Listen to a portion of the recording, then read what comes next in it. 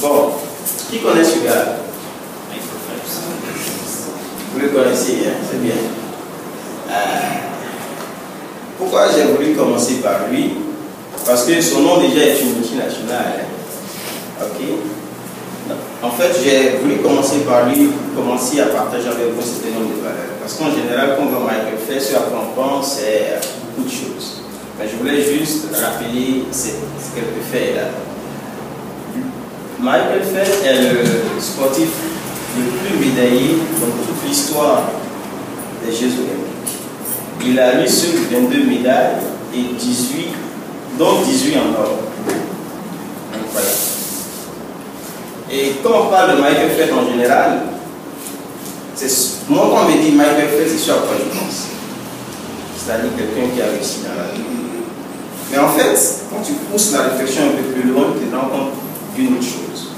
C'est que pour arriver là où il est, c'est évident, il a dû compétir avec des gens. Mais je suis bien documenté sur Michael Phelps, c'est pour ça en fait que je le prends lui comme exemple. Mais avant d'aller compétir, il a dû se préparer. Vraiment, quand vous regardez de la façon dont il s'est préparé pour aller compétir, vous comprenez pourquoi aujourd'hui il a toutes ces médailles-là. Et pourquoi j'essaie de prendre ça comme exemple, j'essaie de prendre ça comme exemple, juste pour partager un sentiment avec vous. Aujourd'hui, il y a une vérité qui est simple. C'est que le monde dans lequel on est un monde ouvert. Aujourd'hui, quelque chose qui se passe aux États-Unis à la seconde, avec les réseaux sociaux, vous le savez. Aussi bien il y a ces avantages-là, il y a aussi des inconvénients. Un exemple, le monde est en crise.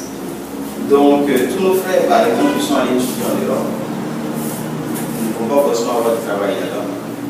Ils vont revenir ici, heureusement ou malheureusement pour nous. Dans certains cas, ils sont mieux formés.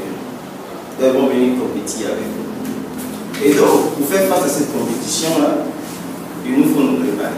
Je vais dire, nous qui avons la grande partie de notre temps étudié ici ou bien avons eu notre expérience professionnelle ici. C'est pour ça que j'essaie de prendre ça comme une réalité.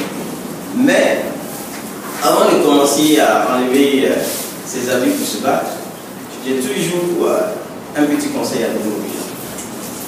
Le conseil pour moi, c'est avant de véritablement commencer à se battre dans la vie, pour se demander ce que c'est pas la plan de la vie.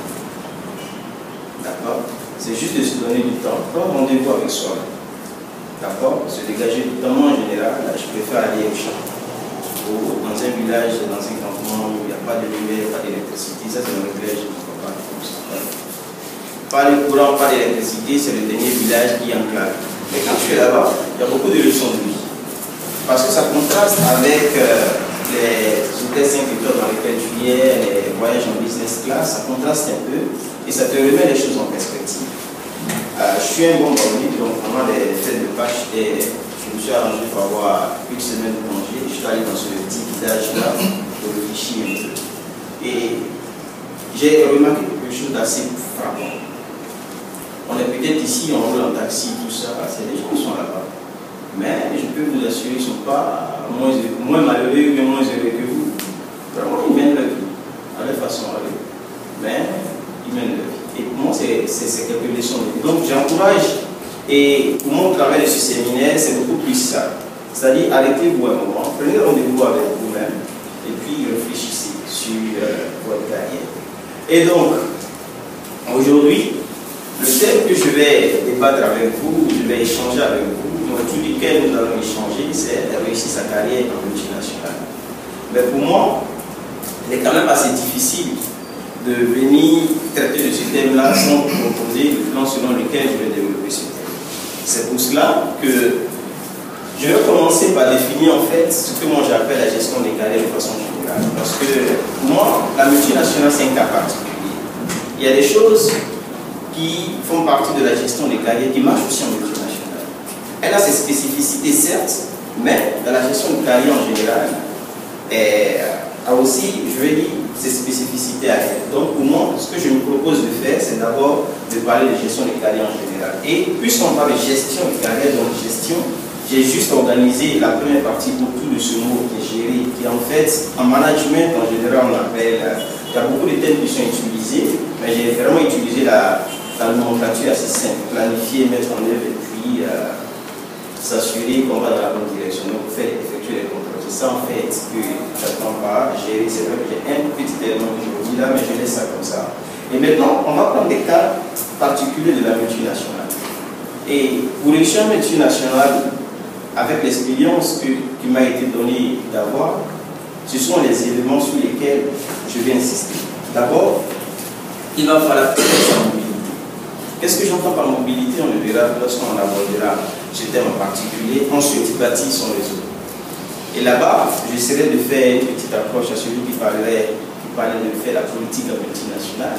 Je vais essayer de faire une différence entre ce que j'entends, où on entend par politique, et puis bâtir son réseau, et puis avoir le sens des sacrifices. Parce que, vous savez, on faisait un cours de finance, et puis quelqu'un parlait de rentabilité. Vous savez, nous tous, si tu as ton argent en banque, j'espère au moins que ça produise des bébés. On est d'accord. Et donc, mais les bébés que notre argent en banque produit, en général, n'est pas trop satisfait. Et donc, on se dit, est-ce qu'on ne peut pas mettre ça ailleurs pour que ça produise plus? Effectivement, on peut trouver un autre endroit où ça va produire plus. Exemple, les maisons de placement.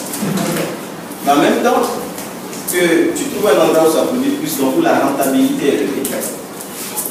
Il y a une théorie financière qui dit plus la rentabilité est élevée, le risque est également. C'est comme ça que ça marche. Et donc, tu ne peux pas vouloir aller sur un multinational et puis ne pas savoir qu'il va falloir faire ça. J'en parlerai un peu de la famille parce que ça passe par là également. Et ensuite, eh bien, même un oiseau qui vole, donc c'est la nature de voler, un jour ou l'autre, il va s'asseoir.